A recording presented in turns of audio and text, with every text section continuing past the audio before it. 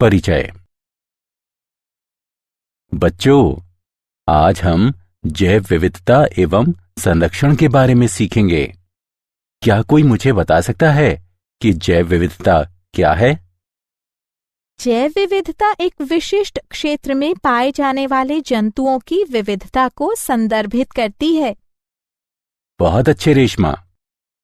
Sir, हम जैव विविधता का संरक्षण कैसे करते हैं?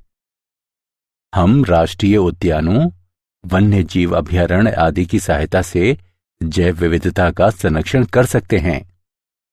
इस पाठ में आप जैव विविधता तथा इसके संरक्षण के बारे में सीखेंगे। उद्देश्य।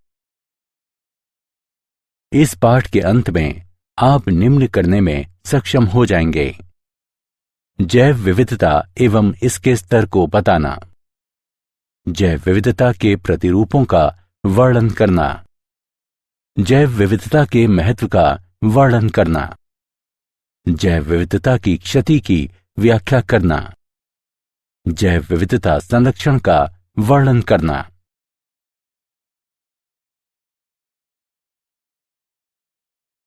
जैव विविधता।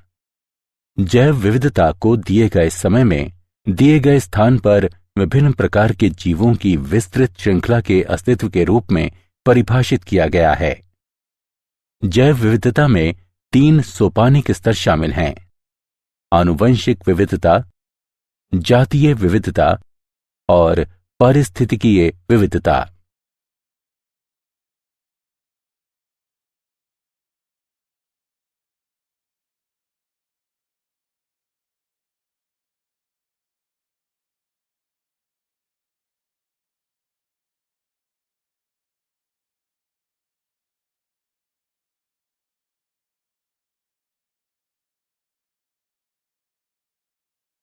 जैव विविधता के स्तर। आनुवंशिक विविधता। एक जाति के भीतर मौजूद आनुवंशिक भिन्नता आनुवंशिक विविधता कहलाती है। आनुवंशिक भिन्नता अलील में, पूरे जीन में या गुणसूत्रीय संरचना में हो सकती है। जातीय विविधता। जातीय विविधता के 2 महत्वपूर्ण मापदंड हैं: जाति प्रचुरता। इसे प्रति इकाई क्षेत्र जातियों की संख्या के रूप में परिभाषित किया जाता है। जाति संतुलितता। ये सापेक्ष प्रचुरता को संदर्भित करती है, जिसके साथ प्रत्येक जाति को एक क्षेत्र में दर्शाया जाता है। पारिस्थितिकीय विविधता। पृथ्वी पर पाए जाने वाले विशिष्ट जैविक समुदायों की विविधता पारिस्थितिकीय विविधता कहलाती है। पृथ्वी तथा भारत में कितनी जातियां यानी स्पीशीज हैं? International union for conservation of nature के अनुसार पादप तथा जंतु प्रजातियों की कुल संख्या 1.5 मिलियन से अधिक हैं। जीविका, स्वास्थ्य, कल्याण तथा मनोरंजन हेतु मनुष्यों के लिए जैव विविधता बहुत महत्वपूर्ण है। उदाहरण के लिए, मानवता अपना सभी कुछ भोजन, चिकित्सा और औद्योगिक उत्पाद जैव विविधता के घटकों से प्राप्त करती है। वैश्विक जैव विविधता का प्रतिनिधित्व।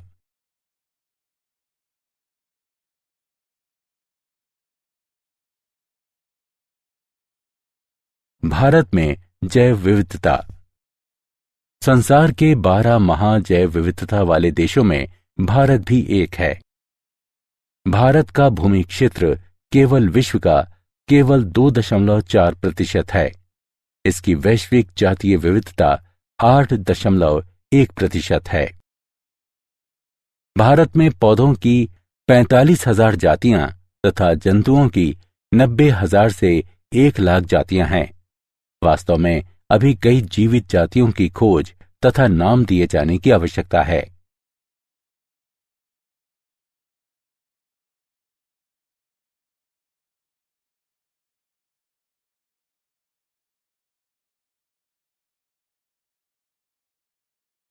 जैव विविधता के प्रतिरूप। अक्षांशीय प्रवणता। जैव विविधता पृथ्वी पर एक समान नहीं है। ये अक्षांश या ऊंचाई में परिवर्तन के साथ साथ बदलती है।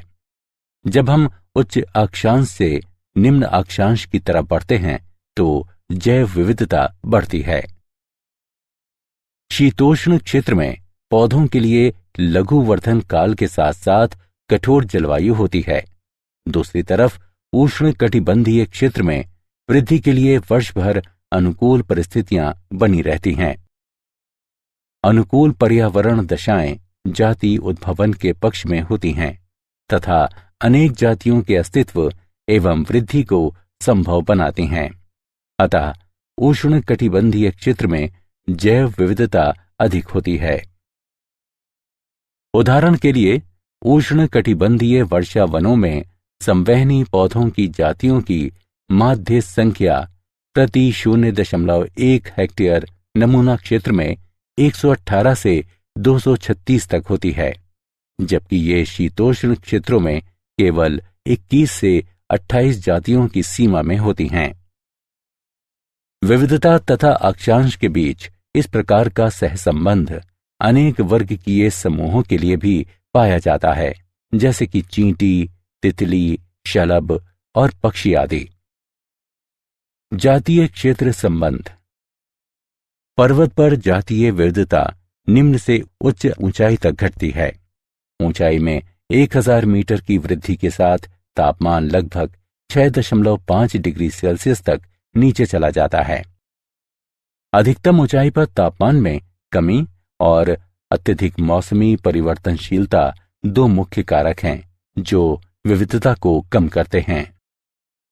जातीय विविधता की अक्षांशी तथा ऊंचाई प्रवणताएं दो प्रमुख प्रवणताएं हैं। हालांकि कुछ क्षेत्रीय तथा वर्ग को संबंधित अपवाद हैं। एक ही समय पर अधिक जटिल तथा विषम भौतिक पर्यावरण क्षेत्र में अधिक जटिल तथा विविध वनस्पति एवं जंतुओं का साथ देता है।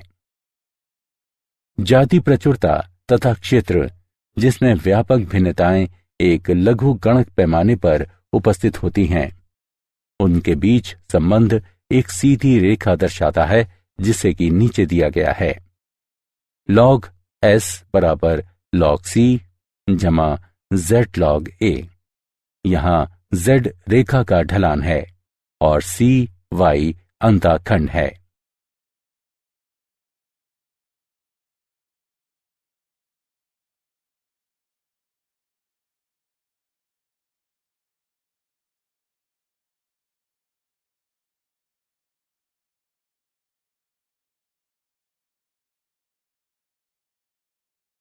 पारितंत्र के लिए जातीय विविधता का महत्व।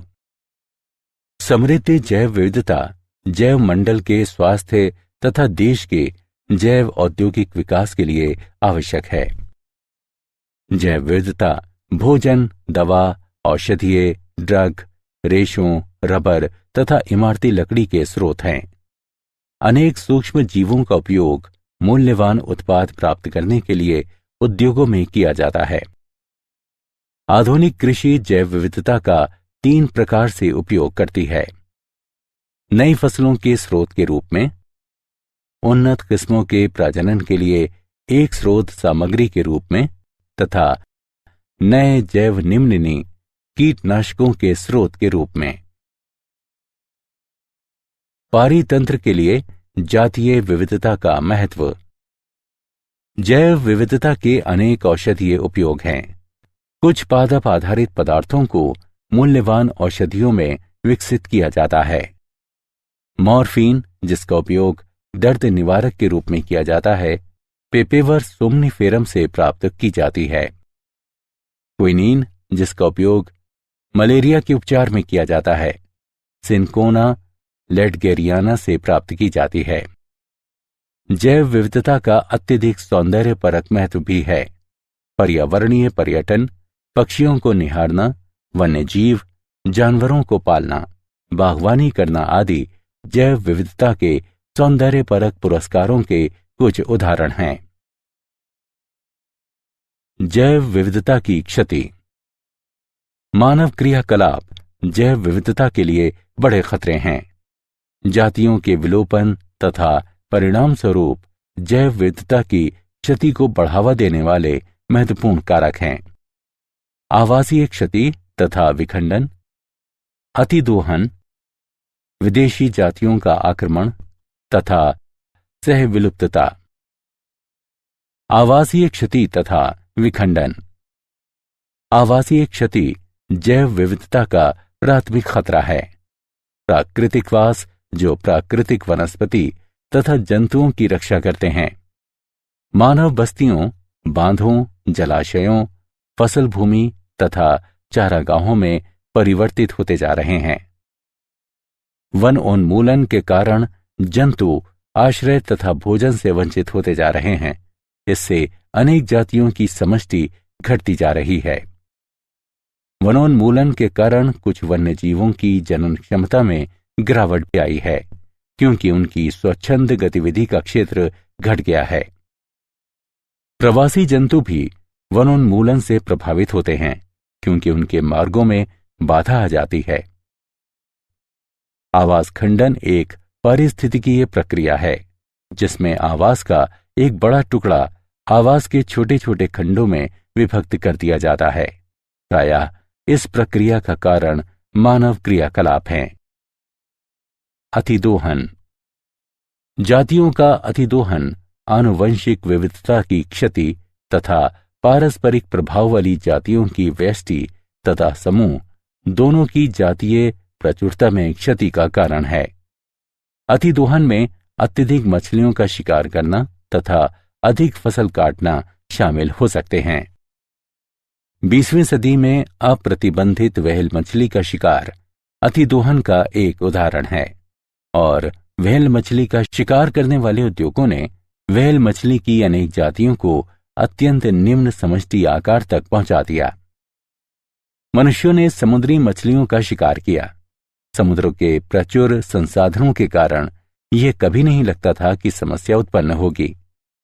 बढ़ती मानव समष्टि के कारण भोजन के स्रोत के रूप में समुद्र की मांग बढ़ी है।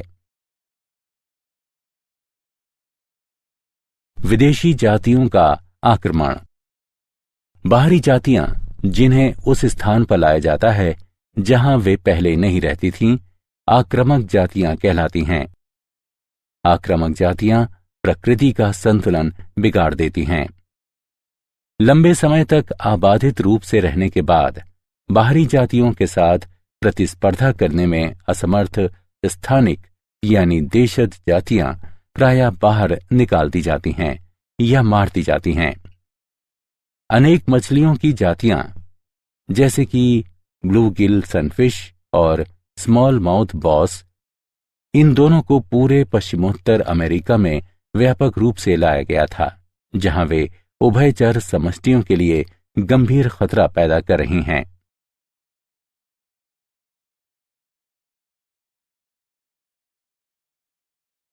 सहविलुप्तता। किसी जाति की सहविलुप्तता दूसरी जाति के विलोपन के परिणाम के रूप में उस जाति की क्षति है।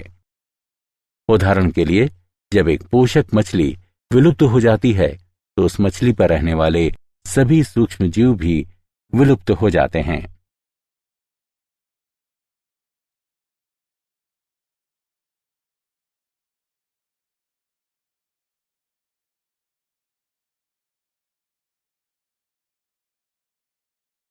जैव विविधता संरक्षण। हमें जैव विविधता को क्यों संरक्षित करना चाहिए?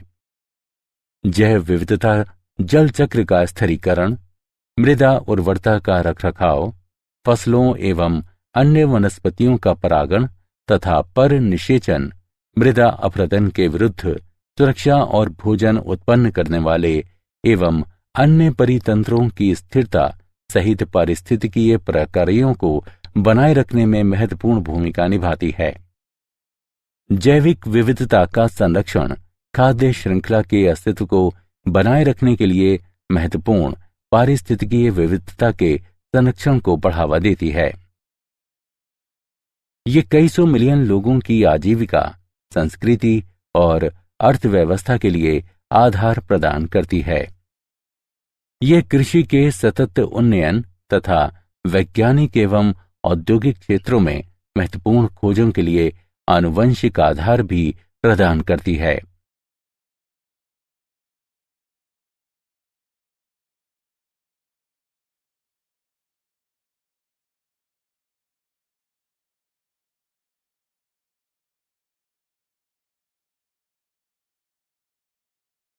जैव विविधता को हम कैसे संरक्षित करें? भारत समृद्ध जैविक विविधता वाला देश है और इसने वैश्विक जैव विविधता में काफी योगदान दिया है। भारत फसलीय पौधों की 167 खेती की जाने वाली जातियों तथा 320 वन्य संबंधित जातियों का देश है। विभिन्न जैव विविधता प्रबंधन तंत्र स्वस्थाने एवं बाह्य स्थाने दोनों संरक्षण कार्यक्रमों में शामिल हैं।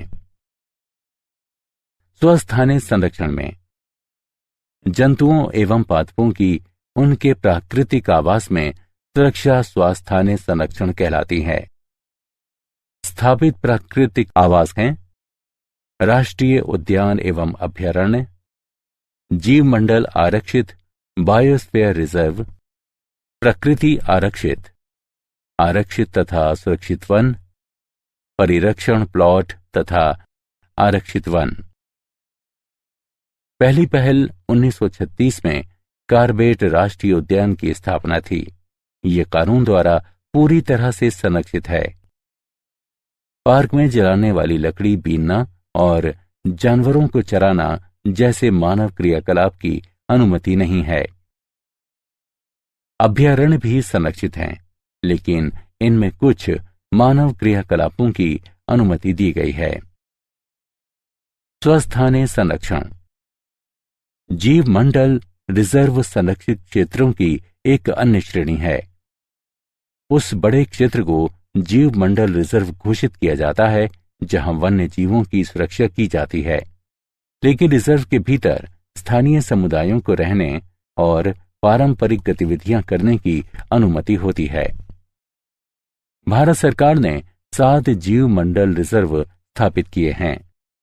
नोकरेक, नीलगिरी, नमदाफा, नंदा देवी, सुंदरवन, ग्रेट निकोबार तथा मन्नार की खाड़ी। जैव विविधता हॉटस्पॉट जैव विविधता हॉटस्पॉट पृथ्वी का वह क्षेत्र होता है जहां जैविक विविधता बहुत अधिक होती है और आवास क्षति, जलवायु परिवर्तन या व्यापक जाति क्षति के कारण गंभीर खतरा भी होता है। दुनिया में 34 हॉटस्पॉट हैं। भारत में 3 जैव विविधता हॉटस्पॉट हैं। वे हैं पश्चिमी घाट, हिमालय और भारत बर्मा क्षेत्र।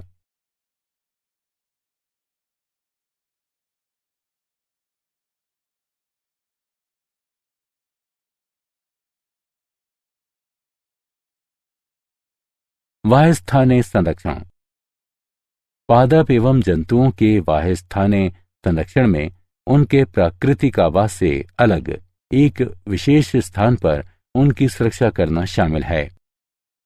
उदाहरण के लिए जंतु उद्यान, वनस्पति उद्यान। फसलों, जंतुओं, पक्षियों एवं मछली प्रजातियों के सभी आनुवंशिक पदार्थों को national bureau of plant genetic resources नई दिल्ली तथा national bureau of animal genetic resources आदि के द्वारा संग्रहित एवं संरक्षित किया जाता है। जब हम जाति को उसी आवास पर पुनः लाते हैं जहां से ये विलुप्त हो गई थी, तो ये वाह्यस्थाने संरक्षण का एक अन्य रूप होता है। उदाहरण के लिए गंगा नदी में पाए जाने वाले घड़ियालों को उत्तर प्रदेश, मध्य प्रदेश और राजस्थान की नदियों में पुनः लाया गया जहां ये विलुप्त हो गए थे। क्या आप जानते हैं, हमारे माननीय प्रधानमंत्री श्री मनमोहन सिंह ने द हैदराबाद प्लेज की शुरुआत की और कहा कि उनकी सरकार भारत में जैव विविधता संरक्षण हेतु संस्थागत तंत्र को मजबूत बनाने के लिए $50 मिलियन का अनुदान देने का निर्णय लिया है।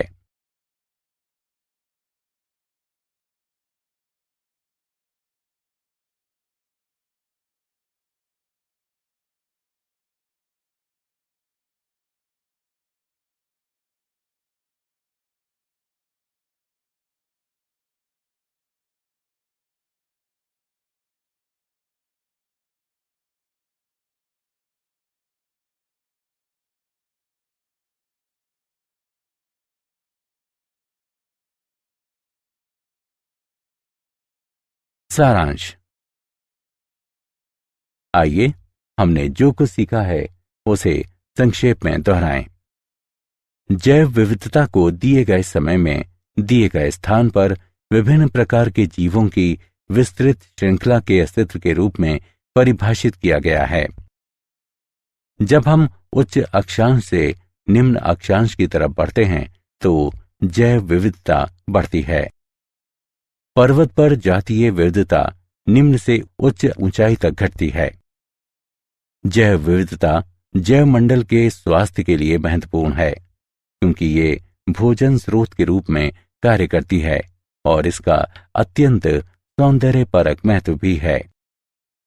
मानव क्रियाकलाप जैव विविधता के प्रमुख खतरे हैं।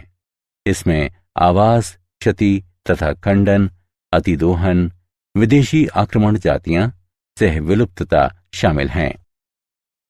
पादप एवं जंतुओं की उन्हीं के प्राकृतिक आवास में सुरक्षा इन सेतु संरक्षण कहलाता है।